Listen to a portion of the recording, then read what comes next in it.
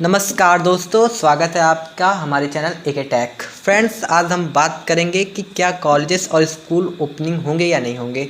Guys, आज हमारे साथ 3 लोग हैं और मेरे भाई लोग हैं। असल में आज हम इसी मुद्दे पर चर्चा करेंगे।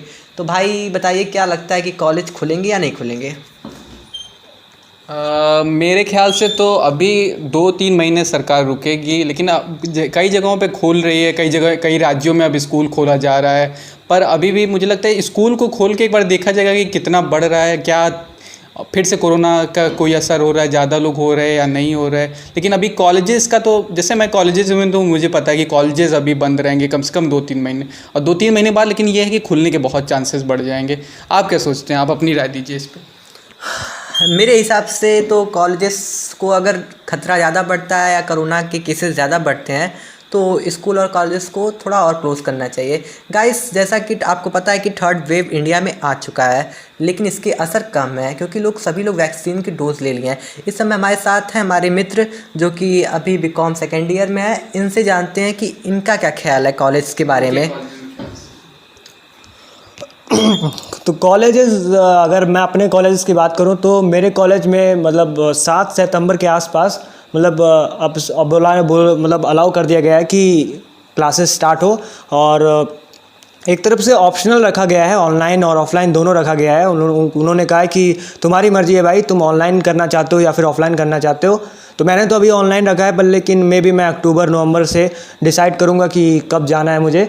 पर लेकिन मैं तो चाहता हूँ कि अगले साल से ही सब कुछ करना चाहिए, जो भी करना है। अगर गवर्नमेंट जो भी चाहती है अगले साल से ही करना चाहिए, क्योंकि अभी सब कुछ नॉर्मल हुआ है और इतनी जल्दी मतलब सब कुछ करना सही नहीं होगा। पर लेकिन ये तो सिर्फ मेरा ओपिनियन, ऐसा नहीं है कि ऐसा ही होना ही चाहिए। बट फिर भी मतलब जो भी है, बस ये रहे कि अब कोई ज़्यादा दिक्कत ना हो, ऐसा ही उम्मीद करते हैं। बाकी आगे देखें। अच्छा भाई, इसका मतलब आपके कॉलेज में अभी खुलने के लिए बोला गया कि और चॉइसेस रखे गए। अच्छा, ठीक है। जैसे मैं अपने कॉलेज का बताऊं, जैसे कि मैं मोतीलाल नेहरू में MNIT में पढ़ता हूं। तो MNIT का क्या कहते हैं कि जैसे ही जानते हैं आप, one of the top reputed college है, उत्तर प्रदेश का सबसे अच्छा कॉलेज है। तो वहाँ पे ये सिस्टम किया गया कि पहला सेमेस्टर उन्होंने बोल दिया कि ऑनलाइन ही चलेगा। अब पहले सेमेस्टर के बाद ही, अब पहला सेमेस्टर ख़त्म होगा लगभग नवंबर में, तो इसके बाद ही वो डिसीज़न लेंगे कि अगर उस समय तक भी ऐसे ही हालात रहे, थोड़े काबू में रहे, तो वो पक्का सेकंड सेमेस्टर में खोल देंगे। लेकिन अभी हम लोग को यही बोला गया, पहले सेमेस्टर में आप लोग को हॉस्टल और मेस फीस एकदम जमा करने की ज़रूरत नहीं है। आपको बस ट्यूशन फीस जमा करिए और आपका क्या कहते हैं कि अभी ऑनलाइन ही चलेगा। अब सेकंड सेमेस्टर से अगर चीज़ें ऐसी ही रही, हालात में काबू रहे, तो आपके खुल जाएंगे। और क्या कहते हैं कि लेकिन ये है कि हाँ, एग्ज़ाम तो यहाँ पे अभी वही ऑनलाइन ही चलेगा। पढ़ाई भी ऑनलाइन, एग्ज़ाम भी ऑनलाइन, और यहाँ तक कि प्लेसमेंट के लिए भी ऑनलाइन ये सब चीज़ें चलेगी। और बाकी मेरे दोस्त हैं यहाँ पे, बात करना चाह रहे हैं। सो गाइस, आपने सुन लिया हमारे भाई क्या सोचते हैं कॉलेजेस के बारे में और स्कूल के बारे में। फ्रेंड्स, पर हम इनके बारे में जानते हैं क्योंकि गवर्नमेंट एग्ज़ाम्स भी दे रहा है, क्योंकि अभी ये इंजीनियरिंग कंप्लीट कर चुके हैं अपने 4th ईयर का। तो इनके बारे में जानते हैं कैसे वैकेंसीज़ आ रही हैं, क्या एग्ज़ाम्स हो रहे हैं, और एग्ज़ाम्स में जो पार्टिसिपेट कर रहे हैं बच्चे, क्या वो डरे हुए हैं और क्या एग्ज़ाम छोड़ रहे हैं बच्चे, ये इसके बारे में बताएंगे। देखिए, जब पिछले साल कोरोना की लहर ने हिट किया था भारत को, तो उस समय तो वैकेंसी बहुत ही रिड्यूस हुई थी। सरकारी वैकेंसी तो आ ही नहीं रही थी, प्राइवेट भी हिट हुई थी। लेकिन धीरे धीरे प्राइवेट ने फिर से अपना मुकाम हासिल करने लगा। लोग फिर से इसमें प्राइवेट में शामिल होने लगे, कंपनियां रिक्रूट करने लगी बड़े संख्या में। लेकिन अब मैं जैसे MNIT से MTech करने जा रहा हूँ, तो मैं ये कह सकता हूँ कि अभी मैं काफ़ी कॉन्फिडेंट हूँ कि वहाँ काफ़ी कंपनियां आने वाली हैं, मुझे बहुत ही अवसर मिलने वाले हैं, अपॉर्चुनिटीज़ हैं मेरे लिए प्लेसमेंट के लिए। लेकिन हाँ, सरकारी वैकेंसी हिट हुई हैं, सरकारी वैकेंसी बहुत ही कम हुई हैं पहले की अपेक्षा। और सब जानते ही हैं, सरकार इस समय निजीकरण की तरफ बढ़ रही है, तो वैसे भी वैकेंसी कम हो ही रही हैं। पर ये कोरोना के हालात के कारण भी वैकेंसी जो आने वाली थी वो भी रुक गई थी। अब लेकिन वो इस साइड आ तो रही हैं, पर उतनी भी संख्या में, बड़ी संख्या में नहीं आ रही जो पहले कभी आया करती थी। ठीक है मेरे दोस्त। सो गाइस, तो हम जानते हैं हमारे दूसरे फ्रेंड जो बीकॉम कर रहे हैं, क्या ऑनलाइन क्लास और ऑफलाइन क्लास में क्या प्रॉब्लम्स आ रही है ऑनलाइन क्लास करने में। क्योंकि अक्सर देखा गया है कि ऑनलाइन क्लास करने में बच्चों को थोड़ी प्रॉब्लम आती है, जैसे कि नेट सर्वर की और समझने में भी, और ऑफलाइन क्लास जल्दी खुलने वाले नहीं हैं। तो गाइस, अब हम जानते हैं अपने बीकॉम के फ्रेंड्स से कि क्या उनके लिए क्या अच्छा होगा।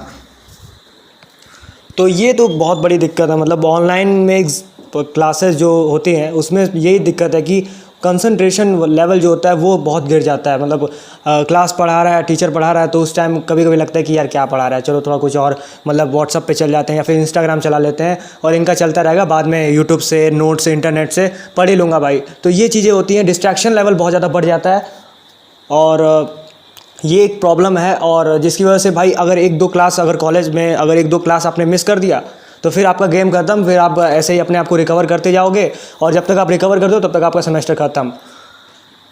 ये बात तो आपने मेरे भाई सही बहुत ही बोली। ये डिस्ट्रैक्शन वाली चीज़ तो भाई हमें भी परेशान करती है। अगर हम चला रहे इधर क्लास तो बगल में लोगों का ध्यान जरूर जाता है कि बगल में फेसबुक या इंस्टाग्राम पे जरा देखे क्या चल रहा है क्या नहीं चल रहा है। ये तो बहुत बड़ी समस्या है। और कभी कभी ये भी है कि नेट की भी प्रॉब्लम होती है। पर ये यही है कि अभी इस समय कोविड के समय तो इन सब चीज़ों से हमें डील करना ही पड़ेगा। ये चीज़ें हैं कि जितनी चीज़ें चल रही हैं हमें वैसी ही परिस्थितियों से अभी सामना करना है और आगे पढ़ाई के लिए ऐसे ही मेहनत करनी पड़ेगी। ये तो कठिन समय सबके लिए है, पूरे भारत के लिए कठिन समय है। तो इस समय बच्चों के लिए भी कठिन समय है थोड़ा बहुत, तो अपने पढ़ाई में उन्हें मेहनत इसी तरह से करनी ही पड़ेगी। सो गाइस, तो आपने सुना होगा कहीं ना कहीं हमारे दोनों भाइयों ने बखूबी आपको सही समझाया होगा और अपनी अपनी प्रॉब्लम्स बताई होगी और आपको भी समझ में आया होगा अपनी प्रॉब्लम्स। खैर, हम नेक्स्ट आगे बढ़ते हैं। इस समय पूरी दुनिया में चल क्या रहा है आपको पता है कि हमारा पड़ोसी मुल्क अफ़गानिस्तान जिस तरीके तालिबान ने उस पर कब्ज़ा किया है, कहीं ना कहीं ये काफ़ी दुखदाई है और इसके लिए महिलाओं के लिए काफ़ी समस्या वहाँ पे उठी हुई है। तो मैं जानना चाहूँगा अपने फ्रेंड्स से जो बीटेक किए हैं उनसे कि क्या सोचते हैं, महिलाओं के खिलाफ़ तालिबान क्या वही अत्याचार करेगा जो 2001 में 20 साल पहले किया था या फिर उसके कुछ चेंजेस आए हैं? देखिए, जहाँ तक तालिबान के प्रवक्ताओं ने जो प्रेस कॉन्फ्रेंस की है उसमें तो वो भरोसा दिला रहे हैं कि हम महिलाओं के साथ अच्छा व्यवहार करेंगे, वैसा नहीं करेंगे। पर बोलना कुछ और है, हकीकत कुछ और है। ये तो पूरी दुनिया ही जानती है।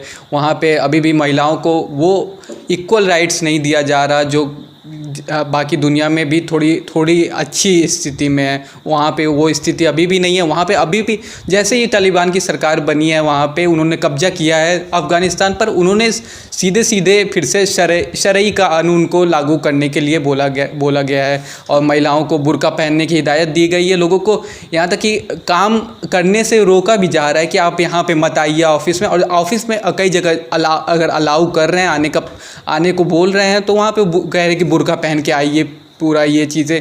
तो मतलब एक तरीके से बहुत ही। और यहाँ हाँ, एक चीज़ और भी सुनने में आई कि उन्होंने जितनी एक्ट्रेस थी, हीरोइनें थी, उनकी क्या कहते हैं कि जो फ़ोटो थी बड़ी उनको फ़ोटो को उन्होंने कालिख लगवा दी और बड़ी हीरोइनों को उन्होंने बोला कि अब आप पिक्चर में काम नहीं करेंगी। तो एक तरीके से हम ये कह सकते हैं कि उन पे अत्याचार का सिलसिला लग रहा है फिर से शुरू हो जाएगा तालिबान के कब्जा करने से अफ़गानिस्तान पर। सो गाइस, हमने बात की अफ़गानिस्तान पे। कहीं ना कहीं हम आगे बढ़ते हैं और पैरालंपिक खेल के बारे में चलते हैं। कहीं ना कहीं इस समय सुभाष सलवाई जो कि गौतम बुद्ध नगर के डीएम साहब हैं और ये काफ़ी चर्चित रहे हैं। बैडमिंटन में इनके काफ़ी सारे मेडल्स आए हैं। तो सुभाष सलवाई एक सिविल सर्विसेज में रहते हुए जिस तरीके से अपने खेल के प्रति आगे बढ़ रहे हैं और जो रुचि उनकी है उसको लेकर क्या है हमारे मित्र की राय? देखिए, पहले तो ये हमारे लिए बहुत ही गर्व की बात है कि वो सुभाष सलवाई एक डीएम होते हुए भी वो हमारे देश को रिप्रेजेंट कर रहे हैं और उन्होंने अपने विकलांगता को कोई भी खामी उन्हें नहीं दिया है। उन्होंने अपनी खामियों को एक तरीके से मजबूत बना लिया है, मजबूती से उसका सामना कर रहे हैं और यहाँ तक कि देश को गौरवान्वित कई बार कर चुके हैं। अभी भी उनकी रैंकिंग वर्ल्ड नंबर 3 चल रही है।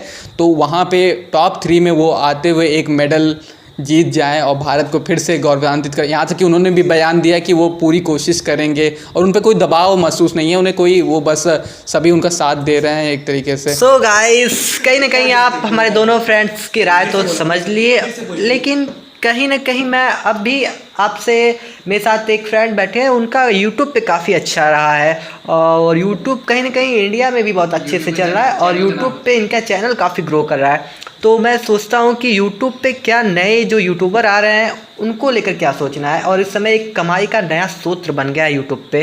तो गाइस, मैं इस नए यूट्यूबर से, एक उभरते हुए यूट्यूबर से ये जानना चाहता हूँ कि क्या कैसे ग्रो करे चैनल और कैसे यूट्यूब पर अपना एक कैरियर बना सके अगर उसके अंदर टैलेंट है। तो गाइस, जानते हैं अपने फ्रेंड से? अब देखो यार, मेरा कोई मतलब बहुत बढ़िया यूट्यूब चैनल नहीं है, 10,000 के आसपास सब्सक्राइबर हैं 2 साल में लगभग। तो मैं तो यही कह सकता हूँ कि यार स्मार्ट वर्क करो, हार्ड वर्क नहीं कर सकते। क्योंकि कई लोग होते हैं बोलते हैं यूट्यूब पे कि वीडियोस डेली डालते रहो, ये हो जाएगा, थंबनेल अच्छे बनाओ। तो ये बातें तो सही है, डेली वीडियोस डालो, पर लेकिन आपको मतलब एक तरफ से स्मार्ट गेम खेलना पड़ेगा। आपको पता लगाना पड़ेगा कि क्या ट्रेंड है, कौन से वीडियो रैंक करती हैं, कैसे वीडियोस मतलब में जो मेरा फील्ड है। अब जैसे मैं WWE पे वीडियोस बनाता हूँ तो मुझे पता है कि कौन कौन सी ट्रेंडिंग वीडियोस हैं, कौन कौन सी वीडियोस ट्रेंड पे जा सकती हैं, क्या ट्रेंड चल रहा है। तो उस हिसाब से आपको ट्रेंड पता लगाना हो, और वही सबसे मेन चीज़ है। अगर आपको ट्रेंड पता है, अगर आपको पता है कि फिर इस वीडियोज़ को आप कैसे वायरल कर सकते हो, तो आप कर जाओगे। मतलब आपको बस खाली एक चीज़ करनी होगी, थोड़ा सा एक्सपीरियंस लाना होगा, थोड़ा आप वीडियोस बनाओगे तो आपका हो जाएगा। और बात करें करियर की, मतलब कई लोग करियर बनाना चाहते हैं तो आप पार्ट टाइम कर सकते हो। मतलब स्टार्ट में अगर आप स्टार्ट करो तो आप एज अ फन लो, एज अ पार्ट टाइम, मतलब मज़े के लिए लो। क्योंकि स्टार्ट में पैसे नहीं आते हैं तो कुछ लोग कर रहे हैं कि यार पैसे नहीं आ रहे, पैसे नहीं आ रहे। तो स्टार्ट में मैं कह सकता हूँ कि आप फन में लो। अगर आपको लग रहा है कि हाँ रिस्पॉन्स अच्छा रहा है, रिजल्ट अच्छा रहा है, तो आप इसको पार्ट टाइम जॉब बना सकते हो, कभी इसको फुल टाइम मत रखना। ओके गाइस, तो मैं ये थोड़ा सा इनके बारे में ये जानना चाहता हूँ, कहीं ना कहीं यूट्यूबर्स के अंदर सब्र नाम की चीज़ नहीं होती है, नए यूट्यूबर्स के अंदर, क्योंकि वो सोचते हैं कि जल्दी से जल्दी चैनल ग्रो हो जाए और जल्दी से जल्दी हमारा अर्निंग हो। इसको लेकर वो कभी कभी बहुत टैलेंटेड यूट्यूबर भी होता है, वो कहीं ना कहीं बीच में छोड़ के चला जाता है, या फिर उसके चैनल ग्रो नहीं करते हैं तब भाग जाता है, या फिर अर्निंग नहीं होती है तब भाग जाता है। और ऐसे में स्टडी को भी लेकर उसके ऊपर दबाव रहता है। तो हमें लगता है कि स्टडी और यूट्यूब दोनों को कैसे मैनेज करें, और जो लोग भाग जाते हैं उनको वो अपने टैलेंट को कहीं ना कहीं पीछे छोड़ जाते हैं, ऐसे में उनको कैसे रोका जाए?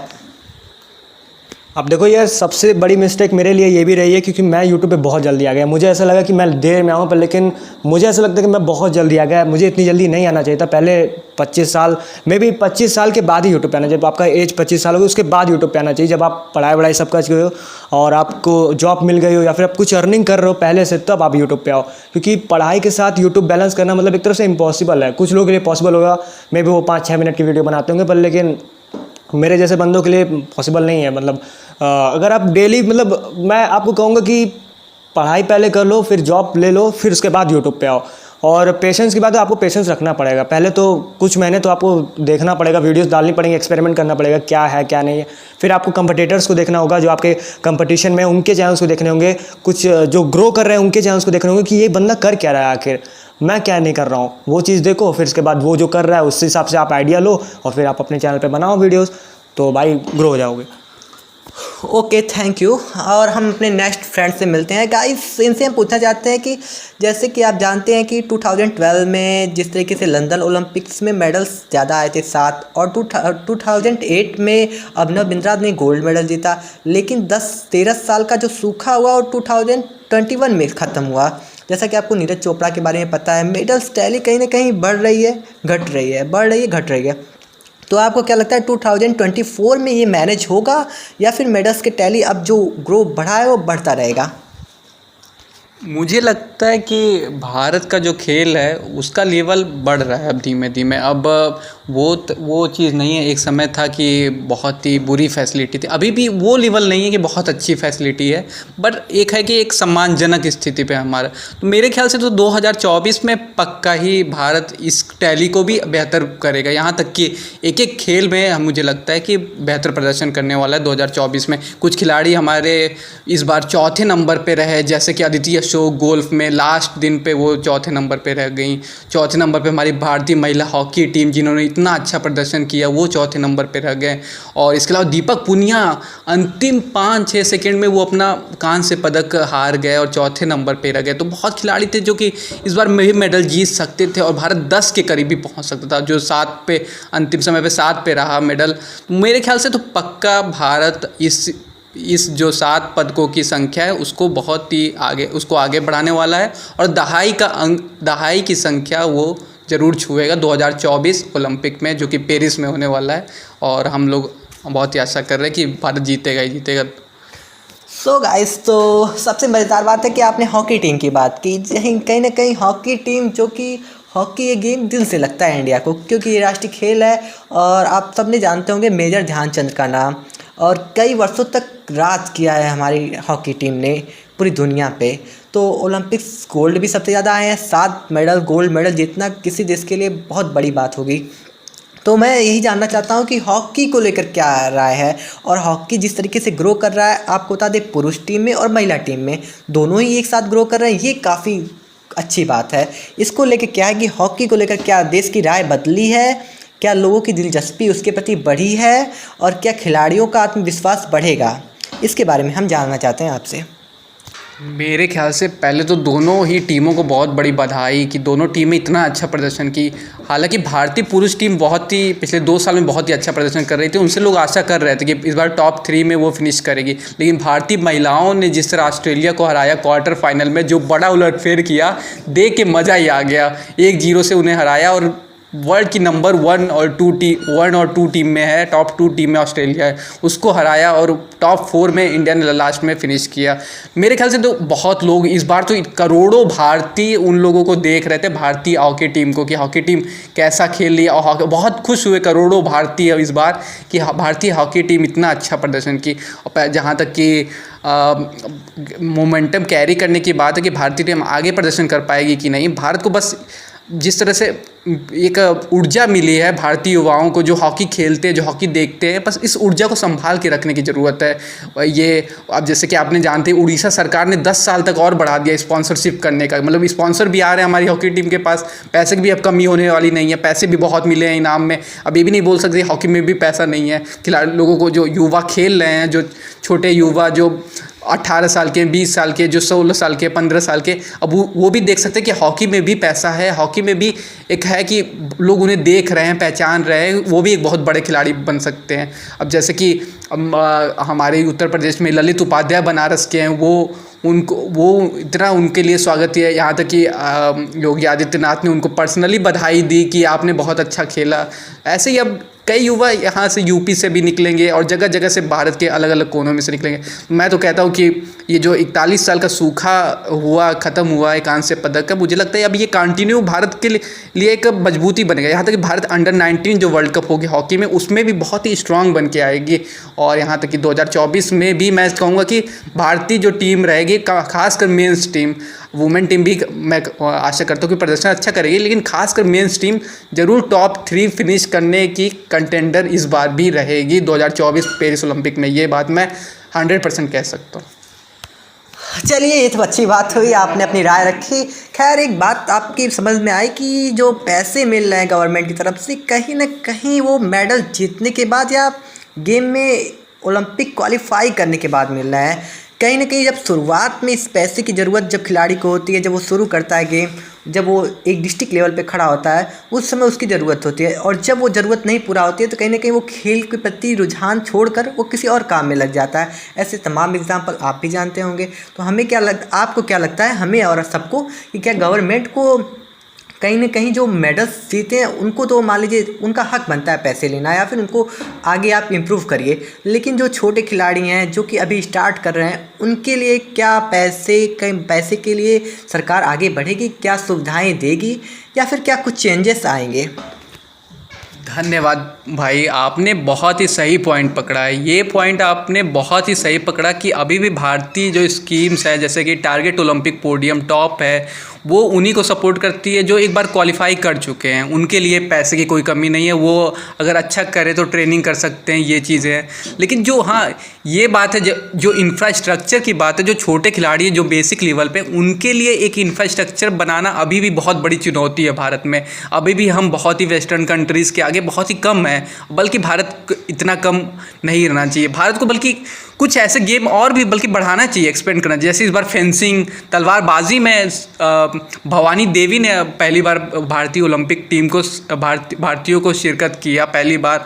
वैसे ही कई नए गेम, जैसे साइकिलिंग कितना बेसिक गेम है, साइकिलिंग है। इसके अलावा हम स्विमिंग में भी और भी खिलाड़ियों को अपने आगे कर सकते, ताकि जहाँ पे ज़्यादा मेडल्स हैं, काफ़ी 10-10, 12-12 की संख्या में मेडल हैं, तो वो मेडल हम अगर 1-2 स्पोर्ट को पकड़ेंगे, और यहाँ तक कि कुश्ती कुश्ती में भी हम फ्री स्टाइल ही ज़्यादा करते हैं, अगर हम ग्रीको रोमन कुश्ती करने लगें तो हमारे मेडल के चांसेस और भी बढ़ेंगे।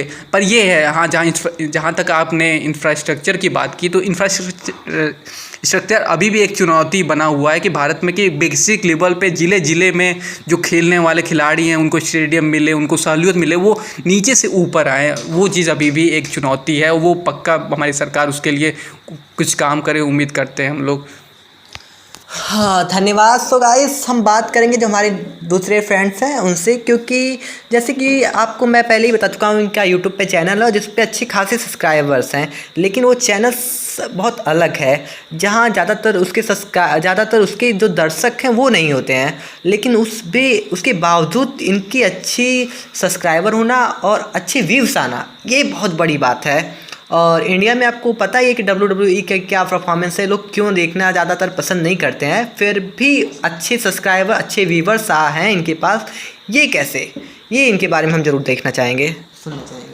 पहली बार तो मैं एक बात बोलना चाहूँगा कि भारत का WWE में बहुत बड़ा मार्केट है, यहाँ तक कि WWE भी जानता है कि भारत में काफ़ी सेकंड नंबर का बड़ा मार्केट है और वो उसको एक्सप्लोर करना चाहता है और भी, इसीलिए वो WWE से लोगों को भेजता है कि लोग यहाँ पे आएँ और WWE के जो सुपरस्टार वो आते हैं यहाँ विज़िट करते हैं ताकि और भी उसका मार्केट बड़ा हो। तो ये चीज़ है कि वही हमारे दोस्त जो है WWE का चैनल बनाए हैं और बहुत ही शानदार चैनल उन्होंने बनाया है, बहुत ही अच्छी उसके एनालिसिस करते हैं, बहुत ही अच्छा उसके लिए क्या कहते हैं, तो हम उनसे जानना चाहेंगे, जो हमारे दोस्त ने प्रश्न पूछा उसका उत्तर दे सकते हैं। अब जैसा कि पहला सवाल ये है कि WWE को लोग इतना ज़्यादा पसंद क्यों नहीं करते, और अभी हमारे दूसरे मित्र ने बताया कि भाई WWE इंडिया में सेकंड मार्केट पे है, तो आप लोग समझ सकते हो कि WWE की पॉपुलैरिटी मतलब है, पर लेकिन इतनी भी नहीं है जितनी क्रिकेट की है और भी लोगों की। तो यहाँ पे देखो सबसे बड़ी दिक्कत ये है ना कि लोग WWE को सोचते हैं कि ये रियल है। अब WWE भाई एक मूवी की तरह है, मतलब वेब सीरीज़ जैसे आप देखते हो वैसे वो भी है, बस खाली अंतर ये है कि WWE की जो एक्टिंग सुपरस्टार्स करते हैं वो लोगों को लगता है कि ये रियल कर रहे हैं, काफ़ी बढ़िया एक्टिंग करते हैं WWE सुपरस्टार। आप दूसरी कंपनी अगर देखोगे WWE जो रेसलिंग कंपनीज होती हैं, AEW या फिर कोई और, उनकी एक्टिंग लेवल उतनी नहीं होती जिसको देख के लोग कह देते हैं कि फेक है, इतना नहीं कुछ है। पर लेकिन WWE में जो सुपरस्टार्स एक्टिंग अच्छी करते हैं तो लोगों को लगता है भाई ये रियल है, और फिर बाद में जब उनको पता चलता है कि भाई ये स्क्रिप्टेड है, मतलब इसमें जो विनर्स होते हैं वो पहले से डिसाइड होते हैं, तो वो सोचते हैं कि भाई सब फेक है, मतलब कुछ मतलब ये फेक है, हमें उल्लू बनाया जा रहा है। तो ऐसा कुछ नहीं है भाई, WWE हमेशा से मतलब ये दिखाना चाहता है कि वो एक एंटरटेनमेंट कंपनी है, मतलब वो दिखाना चाहती है कि हमारे जो व्यूवर हैं वो बस एंटरटेन हो, जैसे WWE सोचता है कि लोगों को एंटरटेन करें, तो यही चीज़ उसका है। तो लोग वही चीज़ समझते नहीं है, इसलिए सोचते हैं फेक है, और बस यही चीज़ें हैं, और लोग सोचते हैं कि फेक है इसलिए लोग देखना नहीं चाहते हैं, बल्कि ऐसा नहीं है, वो एक एंटरटेनमेंट कंपनी है और ज़्यादा कुछ नहीं। सो गाइस, आपने दोनों दोस्तों को सुना, और कहीं ना कहीं एक चीज़ मैं अपने दोस्त से पूछना चाहूँगा, उन्होंने WWE के बारे में बहुत ही रिव्यू किया। आज मैंने देखा, मेरे जो दोस्त मैसेज कर रहे थे कि आज WWE का समर स्लैम चल रहा था, जिसमें कि जॉन सीना और रोमन रिंस की जो फाइट थी उसके बारे में बहुत ही हाइप हुई थी। यहाँ तक कि गोल्डबर्ग और बॉबी लैशली की फ़ाइट भी हो रही थी WWE चैम्पियनशिप के लिए, जो मैं जानता हूँ। और लेकिन जो सबसे ज़्यादा हाइप हुई थी वो थी जॉन सीना और रोमन रिंस की। जो रोमन रिंस इस समय मतलब काफ़ी मजबूत वहाँ के सितारे हैं, और लेकिन जॉन सीना जो उन्होंने बहुत साल तक इस कंपनी को चलाया, उन्होंने पॉपुलैरिटी को एक अलग लेवल पे बढ़ाया, तो उसके बारे में वो क्या बोलना चाहेंगे, उनकी राय हम ज़रूर सुनना चाहेंगे कि कैसा मैच रहा, क्या हुआ, और अब जॉन सीना का फ्यूचर क्या है। जॉन सीना वापस आएंगे, आपको लग रहा है कि 17वीं बार चैम्पियन बन भी सकते हैं? चलिए लीजिए। अब देखो यार, ये मैच ऐसा है, मतलब WWE के लिए एक तरफ से बहुत बड़ा मैच था। आपने अगर आप WWE फ़ैन हो आपको पता होगा कि 2011-12 में रॉक वर्सेस जॉन सीना ने बहुत ज़्यादा ड्रॉ किया था। इनफैक्ट हमारे जो मित्र हैं उनको भी मतलब वो स्टोरी लाइन काफ़ी अच्छी लगी थी, अभी भी वो उस बारे में बातें करते रहते हैं मुझसे। तो वो स्टोरी लाइन बहुत ज़्यादा ड्रॉ करके लाई थी WWE के लिए, मतलब बहुत ज़्यादा रेटिंग्स लाई थी। और उसके बाद फिर WWE को वैसा कोई मेगा स्टार नहीं मिला, और जॉन सीना उसमें से हैं जो वो मतलब ऑडियंस को ड्रॉ कर सकते हैं। तो जॉन सीना एक ऐसा नाम था कि वो मतलब WWE की पॉपुलैरिटी बीच में कम हो गई है, क्योंकि आपको मैंने रीज़न बताया कि लोग सोचते हैं कि फेक है इसलिए देखना छोड़ दो। तो उस वजह से भाई मतलब WWE काफ़ी पॉपुलैरिटी लाना चाह रहा था अपना, तो जॉन सीना को वो लाया, और रोमन रेंस को उन्होंने 2020 में बहुत ही अच्छे से बनाया। एक नया कैरेक्टर रोमन रेंस को दिया, एक हील कैरेक्टर दिया, हील मतलब विलन दिखाया रोमन रेंस को, एक तगड़ा विलन दिखाया। और फिर उसके बाद एक ऐसा कैरेक्टर उन्होंने बना दिया कि जो कि डब्ल्यूडब्ल्यूई के करंट फैंस हैं, जो कि फैंस देखते हैं, उनको बहुत पसंद आया कि भाई ये कैरेक्टर सबसे तगड़ा है, डब्ल्यूडब्ल्यूई का सबसे बेस्ट कैरेक्टर है इस एरा में। मतलब इस एरा में रोमन रेंस रॉक हैं। तो भाई ये ड्रीम मैच एक देखना चाहते थे फैंस कि भाई जॉन सीना आएंगे और रोमन रेंस आएंगे, तो इस मैच को देखना ही देखना है। तो भाई ये जब मैच बुक हुआ तो भाई इसके लिए डब्ल्यूडब्ल्यूई ने अच्छे से हाइप बनाया और भाई बिजनेस करना था डब्ल्यूडब्ल्यूई ने अच्छे से बिजनेस किया। यहाँ तक कि जॉन सीना ने 60% प्रॉफिट लाया था भाई डब्ल्यूडब्ल्यूई के लिए, जो कि डब्ल्यूडब्ल्यूई के लिए बहुत ही अच्छी बात है।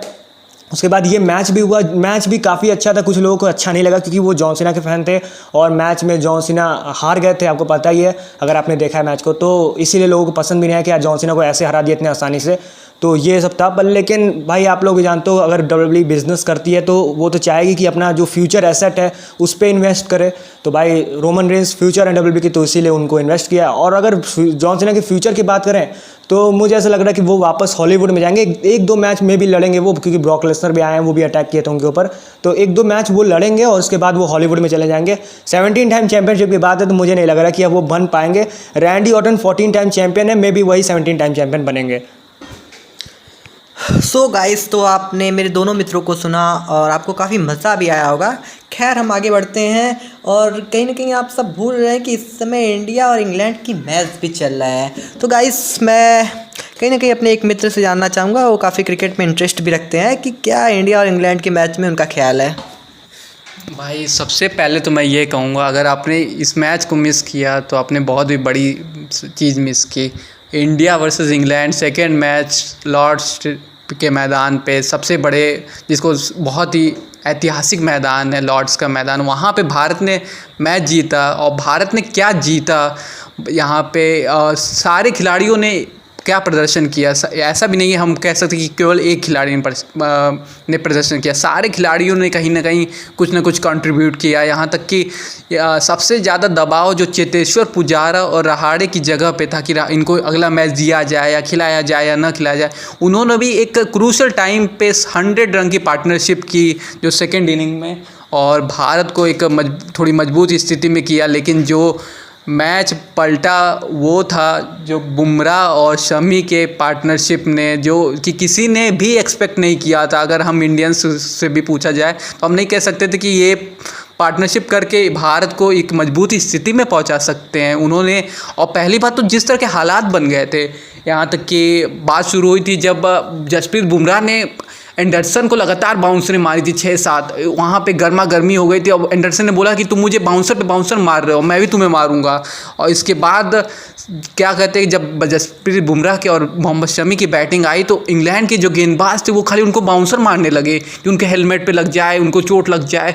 और यहाँ तक कि 2 बार, पता है आपको, 2 बार जसप्रीत बुमराह को हेलमेट पे बॉल लग गई थी 2-3 बार, लेकिन वो तब भी डटे रहे, खेले रहे। और एक बॉलर, एक बैटिंग किया उन्होंने, और दोनों ने मिलकर 98 रन की नाबाद साझेदारी की। और भारत को जो मैच भारत हार रही थी, जो मैच भारत ड्रॉ हो सकता था, हार रही थी, और वो मैच भारत ने जीत की स्थिति में पहुंचा दिया। वहाँ पे भारत ने डिक्लेयर किया अंतिम दिन, और भारत ने लास्ट में मिला था 64 ओवर उन्हें आउट करने के लिए। और लगा था कि अभी भी ये ड्रॉ हो सकता है, कि 64 ओवर में आउट करना मुश्किल हो सकता है कि कैसे आउट हो या ना आउट हो। लेकिन भारत ने क्या गेंदबाजी की भाई, और लास्ट में उन्होंने देखने ही लायक था जब भारत ने क्या कहते हैं कि मैच ये जीता। और इसके बाद हम तो उम्मीद करते कि अभी 5 मैचों की श्रृंखला है, अभी आगे 3 मैच बाकी है। भारत आगे भी सीरीज़, आगे के मैच भी जीत के सीरीज़ जीतेगा, और भारत फिर से भारतीयों का क्रिकेट में नाम रोशन होगा। अभी ऑस्ट्रेलिया में सीरीज़ जीत के आया जल्दी, अब फिर से इंग्लैंड में जीत के आया। तो इंग्लैंड में भी अभी भारत पिछली बार 2008 में जीता था राहुल द्रविड़ की कप्तानी में, तो वो भी एक 13 साल बाद ही होगा अगर भारत अगर श्रृंखला यहाँ जीतता है। तो उम्मीद करते हैं कि भारतीयों के चेहरों पे हंसी रहेगी, मुस्कान कायम रहेगी, और भारत जीत जाएगी ये सीरीज़। धन्यवाद। जी आपने सही कहा, और भारत की पे चेहरे पर हंसी और मुस्कान सदा रहे, क्रिकेट तो चलता रहेगा। खैर हमारे दूसरे फ्रेंड्स हैं जो काफ़ी देर से बैठे हुए हैं, उनसे भी हम कुछ डिस्कशन कर लेते हैं। सो गाइस, तो आप सब जानते ही हैं कि क्रिकेट पूरे इंडिया में सब लोग चाहते हैं, और क्रिकेट के खिलाड़ी सबके चाहते हैं। सो गाइस, तो इसमें कुछ प्रमुख खिलाड़ी हैं जैसे मज़ेदार हैं, जिनके बारे में हर कोई जानता है, हर कोई जानना चाहता है और हर कोई बताना चाहता है। जैसा कि आप जानते हैं विराट कोहली के बारे में। तो सो गाइस, हम अपने दूसरे फ्रेंड से जानना चाहते हैं क्या विराट कोहली के परफॉर्मेंस में कुछ कमी दिख रही है या फिर कुछ फ्रस्ट्रेट दिख रहे हैं, क्योंकि वो आउट होने के बाद कोई कहीं ना कहीं अपने आप को चोट पहुंचा रहा है, जो कि स्टेडियम में दिखा, और उनके गुस्से भी दिख रहे हैं। सो ये हम जानना चाहेंगे कि क्या हो रहा है विराट कोहली के साथ, परफॉर्मेंस की कमी की वजह से या फ्रस्ट्रेशन की कमी की वजह से खराब परफॉर्मेंस। सो गाइस, आप बताइए। अब देखो, मैं एक तरफ से पहले क्रिकेट का बहुत बड़ा फ़ैन होता था, मतलब बहुत ज़्यादा क्रिकेट देखता था, बहुत क्रिकेट देखता था, पर लेकिन पता नहीं मुझे क्या हुआ, मैं क्रिकेट अब इतना नहीं देखता। पर लेकिन मैं एक तरफ से अब कैजुअल व्यूअर हो गया हूँ क्रिकेट के लिए, बहुत रेयर, मतलब अब कैजुअल भी नहीं कह सकते। पर लेकिन ये चीज़ मैं अभी नोट कर रहा हूँ विराट कोहली के बारे में कि विराट कोहली का जो परफॉर्मेंस है वो पहले जैसा नहीं रहा। मैं पहले देखता था कि विराट कोहली कोई भी मैच खेलना है, अगर ज़रा से वो टिक जाते थे तो 100 कंफर्म। पर लेकिन अब केस ऐसा आ गया कि विराट कोहली पहले जैसा नहीं खेलते, तो ये एक दिक्कत आ गई है। मे बी मुझे ऐसा पता नहीं क्यों लग रहा है कि ये जो दिक्कत है ये कोविड की वजह से आई, जो मतलब अब आप जो जानते हो कि कंसिस्टेंसी भी एक चीज़ होती है, बार बार लगातार खेलते रहना। तो विराट कोहली का मतलब वो मोमेंटम बना हुआ था, पर लेकिन कोविड की वजह से उनका भाई वो मोमेंटम चला गया। और मे बी ऐसा होता है प्लेयर्स के साथ, उनके साथ भी ये चीज़ हो रही होगी कि कोविड के बाद उनका मोमेंटम वापस नहीं आ रहा, तो उनको टाइम देना पड़ेगा अपने आप को।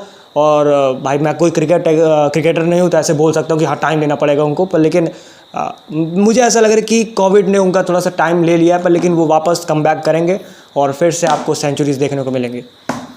जैसे मेरे दोस्त ने बताया, बिल्कुल सही बताया। और विराट कोहली एक टॉप खिलाड़ी, ये तो हकीकत है। दोनों भारत को बहुत सारे मैच जिता चुके हैं, लेकिन ये बात सही भी है 2018 से उनका थोड़ा सा डिप हुआ है उनकी परफॉर्मेंस में। उनकी टेस्ट जो औसत है वो 25 के करीब चल रही है यहाँ। लेकिन ये भी ठीक है, उन्होंने बहुत सारे मैच जिताए हैं भारत को। वो भारत के अभी भी चैम्पियन खिलाड़ियों में एक गिने जाते हैं कि, और उम्मीद है कि जल्दी वो अब फिर से फॉर्म में वापसी करेंगे। और जो वो ऐसा भी नहीं हुआ कि एज हो गई है, ऐसा भी नहीं हुआ कि उनकी एज हो गई है कि इसी वजह से ऐसा देखने को मिल रहा है, ऐसा भी नहीं है, तो कम बैक करेंगे। जी, सारे खिलाड़ियों का एक दौर तो ऐसा आता ही है कि जब कुछ मैच उनके ख़राब हो जाते हैं, लेकिन वो एक चैम्पियन खिलाड़ी हैं, वो तो वापसी करेंगे ही करेंगे। लेकिन ये बात है कि हाँ, उनके भी थोड़ा दबाव तो ज़रूर पड़ा है कि लोग उनके बारे में नाम ले रहे हैं कि इनका भी प्रदर्शन ख़राब है, इन्हें हटाओ। पर ये है कि अभी मुझे बिल्कुल नहीं लगता उनकी पोजीशन पे किसी को भी बहुत डाउट है। वो अभी आगे लंबा खेलेंगे और फिर से एक महानतम खिलाड़ी, जब अपना करियर ख़त्म करेंगे तो एक महानतम खिलाड़ियों में गिने जाएंगे, जैसे सचिन तेंदुलकर को गिना जाता है।